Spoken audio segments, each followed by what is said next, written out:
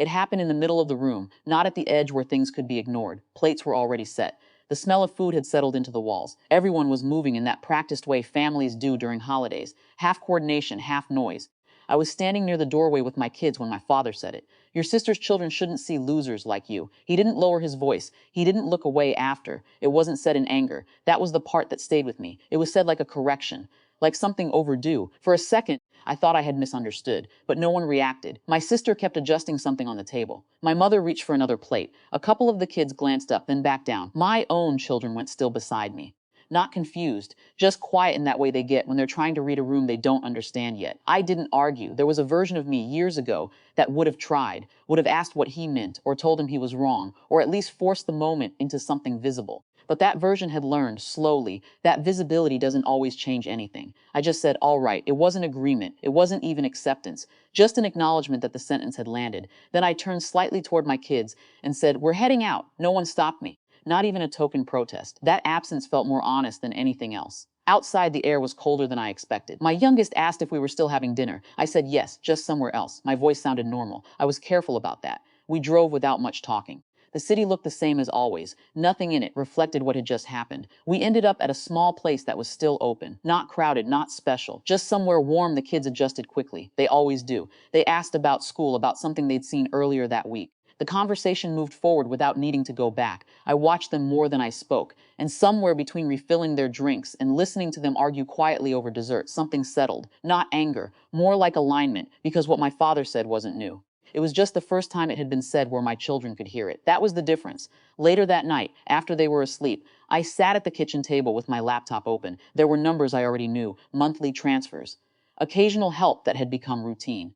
Things I had stopped thinking of as optional a long time ago. No one had ever asked directly. It had just become understood. I opened the account history and scrolled. For a while, I didn't do anything. Just looked, then I drafted a short message to the bank. I didn't mention the dinner. I didn't explain anything. Please suspend all recurring transfers associated with the following accounts, effective immediately. I read it once, checked the details, and sent it. There was no sense of finality when I did. No dramatic pause. Just a step that matched something I had already accepted. The next few days were quiet. No calls. No messages. Part of me expected something immediate, some reaction, even if it was indirect, but nothing came. I focused on work, on routine, on things that didn't require interpretation. It wasn't until the end of the week that my phone rang. It was my sister. I let it go to voicemail. She didn't leave one. Instead, a message came through a few minutes later. Did something happen with the payments? I stared at the screen. Not, are you okay? Not what happened the other night. Just that. I typed a response, then deleted it. Typed again. Deleted again. Eventually, I wrote, yes. Nothing more. Her reply came quickly. Is this temporary? I didn't answer because I didn't know how to explain that it wasn't about time. It was about structure. A couple of days later, I got an email, not from her, not from my parents, from a financial advisor I recognized. Someone who had been loosely involved in managing parts of the family's shared obligations. The tone was careful. There had been an inquiry, some confusion about expected funds. They wanted to confirm whether the change was intentional. I replied the same way I had with the bank. Yes.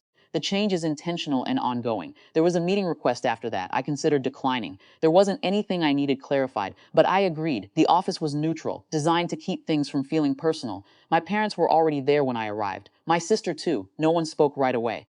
The advisor began, outlining the situation in plain terms. Without my contributions, certain commitments couldn't be maintained in the same way. He didn't assign blame. He didn't interpret motives, just facts. For the first time, what I had done existed outside the family. It wasn't something they could reframe or minimize. It was documented, confirmed. My father looked at me then, not with anger, with something closer. You could have said something. I thought about that, about all the times I had said things in smaller ways that never quite landed. I did, I said. Just not here. He didn't respond. My mother asked if this could be reconsidered. The word she used was adjusted, not reversed, not undone, adjusted. I shook my head. No, the room stayed quiet after that. No raised voices, no escalation, just a shift that no one could ignore anymore. The meeting ended without resolution. Outside, my sister caught up with me. You're really going to keep it like this? Her tone wasn't accusatory, just unsettled. I am, I said. She looked like she wanted to ask something else, but didn't. Instead, she said, things are going to change. I nodded. I know. That was the point. That night, back at home, everything felt normal. The kids were in their rooms. The house was quiet in the way it usually is after a long day. I sat down for a while without turning on any lights. There wasn't a sense of victory. Nothing had been won, but something had been returned. Not from them, from me, and it didn't need to be announced to be real.